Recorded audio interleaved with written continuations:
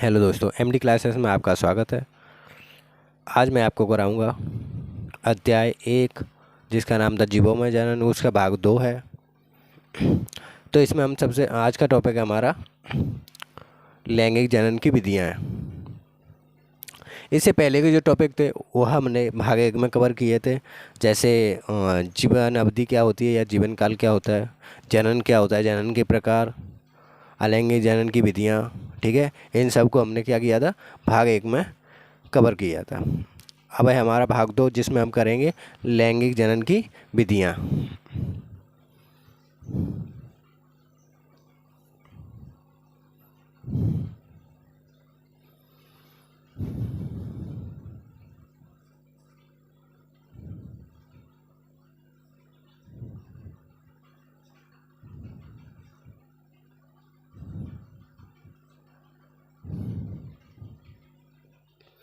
इसे इंग्लिश में हम मेथड्स ऑफ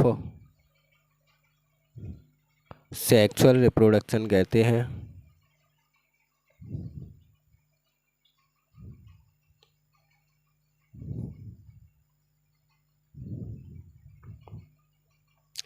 इसमें लिखेंगे हम लैंगिक जनन में होने वाली क्रमबद्ध घटनाओं को तीन अवस्थाओं में बांटा जा सकता है। नंबर 1 पे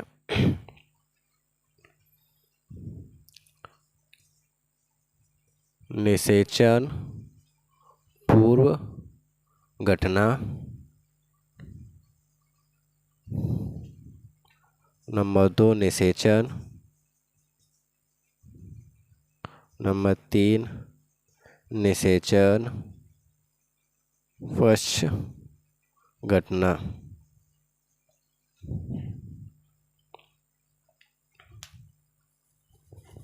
तो देखो, निषेचन पूर्व घटना और निषेचन पश्च घटना, इन दोनों को समझने से पहले हम निषेचन के बारे में जान लेते हैं। देखो, जब नर युग्मक और मादा युग्मक आपस में मिलते हैं, क्या करते हैं, आपस में मिलते हैं, तो यह प्रक्रिया हमारी क्या कहलाती है, निषेचन कहलाती है। जैसे नर से नर युग्मक आए, मादा से मादा युग्मक आए और आपस में मिल गए, तो यह प्रक्रिया हमारी निषेचन कहलाती है। और जब भी दोनों आपस में मिलने से पहले जो कुछ भी एनीबॉडी, वो क्या कहलाएगा, हमारा निषेचन पूर्व घटना। निषेचन पूर्व घटना में क्या होता है, जब नर युग्म मादा युग्म आपस में मिलते हैं, उससे पहले की जो घटनाएं होती हैं वो किस में आती हैं, निषेचन पूर्व घटना में। अब निषेचन हो गया, निषेचन पूर्व घटना हो गया, अब रह गई हमारी निषेचन पश्च घटना। तो जब नर युग्म मादा युग्म आपस में मिल रहे हैं और मिलने के बाद जो कुछ भी होगा वो हमारा किस में आ जाएगा, निषेचन पश्च घटना में। तो हम सबसे पहले निषेचन पूर्व घटना में लिखते हैं, हेडिंग डालो, इसमें लिखेंगे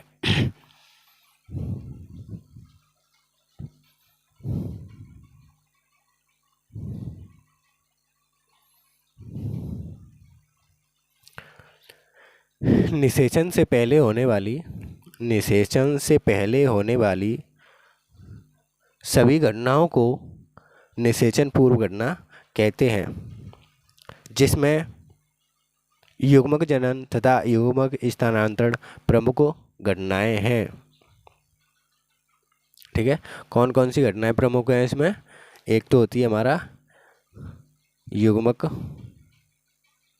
जनन और दूसरी थी हमारी युग्मक स्थानांतरण।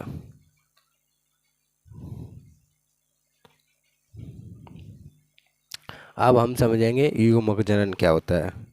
तो इसमें लिखेंगे हम युग्मकों के निर्माण होने की प्रक्रिया को युग्मक जनन कहते हैं, अथवा करके दूसरी परिभाषा लिखेंगे, नर में नर युग्मक तथा मादा में मादा युग्मकों के निर्माण होने की प्रक्रिया को हम युग्मक जनन कहते हैं। जैसे नर में नर युग्मक बनते हैं, मादा में मादा युग्मक बनते हैं। तो जो बन रहे हैं, जो युग्मक बन रहे हैं, तो जो बनने की प्रक्रिया है वो हमारी क्या कहलाती है? युग्मक जनन। उसके बाद है हमारा युग्मक स्थानांतरण। तो युग्मक तो आपको पता ही चल गया, युग्मक क्या होता है? नर युग्मक होते हैं नर में, मादा युग्मक होते हैं मादा में। और स्थानांतरण का मतलब क्या होता है? एक स्थान से दूसरे स्थान पर जाना। ठीक है। तो आपको पता चल रहा होगा इसमें कि युग्मक स्थानांतरण मतलब जो युग्मक हैं वो एक स्थान से दूसरे स्थान पर जा रहे हैं। तो इसमें लिखेंगे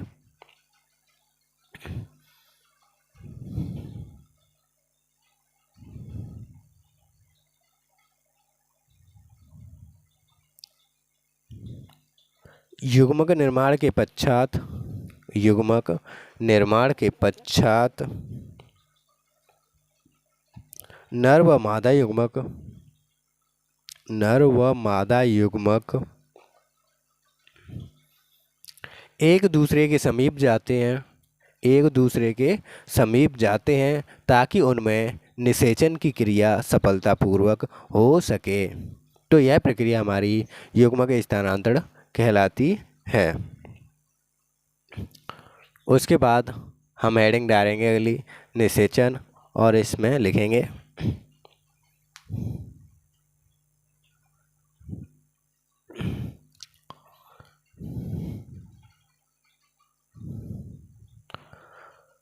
नर व मादा युग्मकों के संलयन की क्रिया, नर व मादा युग्मक के संलयन से, नर व मादा युग्मक के संलयन से युग्मनज बनने की प्रक्रिया को निषेचन कहते हैं। अथवा करके दूसरी परिभाषा लिखेंगे इसमें, जब नर युग्मक और मादा युग्मक आपस में संलयन करते हैं या आपस में मिलते हैं तो यह प्रक्रिया हमारी निषेचन कहलाती है। नई लाइन से लिखेंगे, निषेचन दो प्रकार से होता है। कौन कौन से? नंबर 1 पे होता है बाह्य निषेचन, नंबर 2 पे आंतरिक निषेचन।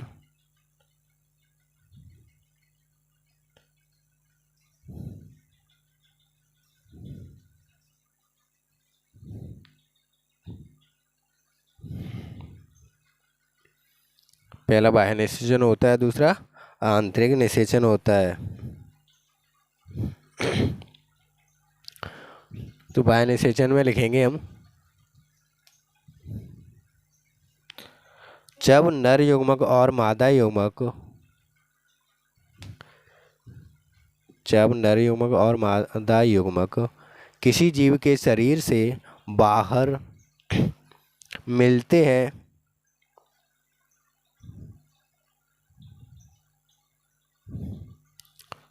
तो यह प्रक्रिया हमारी बाह्य निषेचन कहलाती है। या फिर हम इसे ऐसे भी कह सकते हैं, निषेचन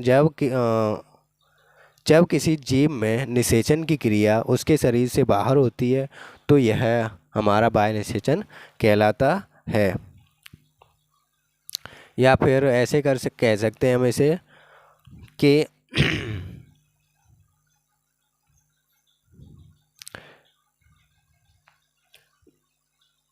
जब किसी जीव में निषेचन उसके शरीर से बाहर होता है तो यह प्रक्रिया हमारी बाह्य निषेचन कहलाती है। इसका कुल मतलब यह है कि जो निषेचन की जो क्रिया है वह शरीर से बाहर होती है। शरीर से बाहर कहाँ होती है? जैसे जलीय जीव होते हैं, जलीय जीवों में क्या होता है कि वो ना नर नर जीव होता है, वो नर युग्मकों को बाहर पानी में छोड़ देता है और मादा मादा युग्मकों को पानी में छोड़ देता है। वो तैरते तैरते पानी की सतह पे तैरते रहते हैं और आपस में मिल जाते हैं। तो यह एक प्रक्रिया क्या कहलाती है? हमारी बाह्य निषेचन कहलाती है। जैसे इसके बाह्य निषेचन को उदाहरण में लिखेंगे, मेंढक, मछली आदि। ठीक है। उसके बाद आता है हमारा आंतरिक निषेचन। इसमें लिखेंगे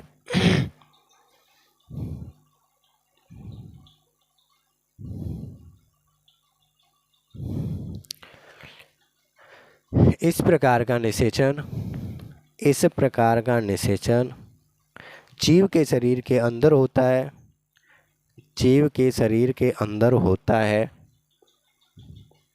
यह प्रक्रिया आंतरिक निषेचन कहलाती है। यह प्रक्रिया आंतरिक निषेचन कहलाती है, या इसे ऐसे कह सकते हैं,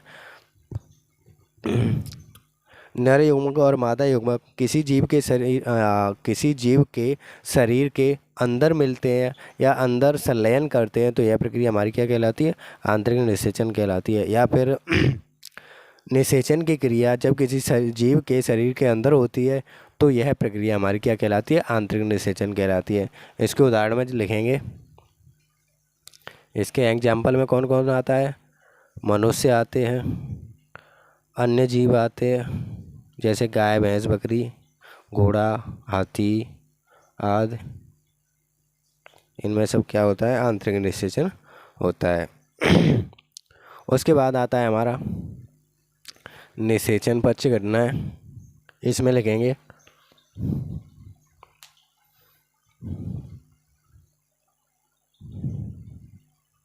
लैंगिक जनन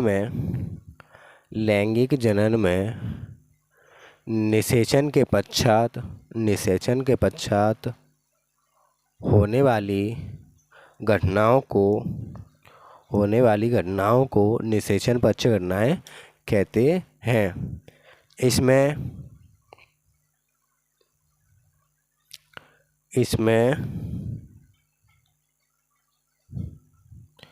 युग्मनज निर्माण तथा भ्रूण विकास प्रमुख घटनाएं हैं।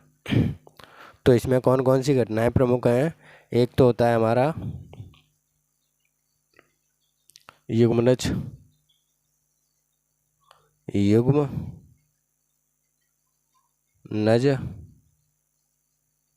निर्माण, और दूसरा होता है हमारा भ्रूण विकास। तो युग्मनज निर्माण क्या होता है? जब नर युग्मक और मादा युग्मक आपस में मिलते हैं, मिलने के बाद जो बनता है उसे हम युग्मनज कहते हैं। उसके बाद है भ्रूण विकास। जो युग्मनज होता है उसमें वृद्धि होती है, वो फिर क्या होता है? भ्रूण बन जाता है, या फिर उस वृद्धि को हम भ्रूण विकास कहते हैं।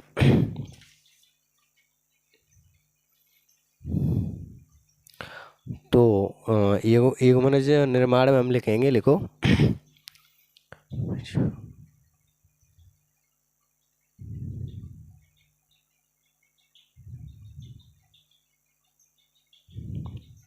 इसमें लिखेंगे सभी जीवों में चाहे वह प्राणी हो या पादप, निषेचन के पश्चात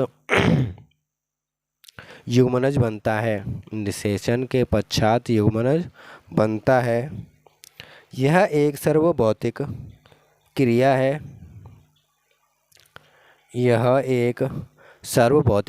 है।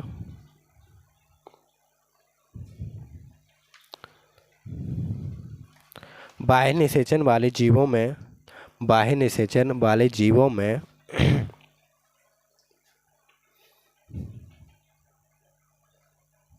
युग्मनज शरीर से बाहर तथा अंतः निषेचन वाले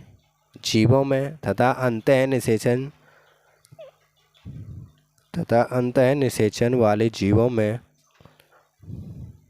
युग्मनज शरीर के अंदर बनते हैं। इसके बाद हमारा अगली हेडिंग है भ्रूण विकास। इसमें लिखेंगे युग्मनज से भ्रूण बनने की क्रिया को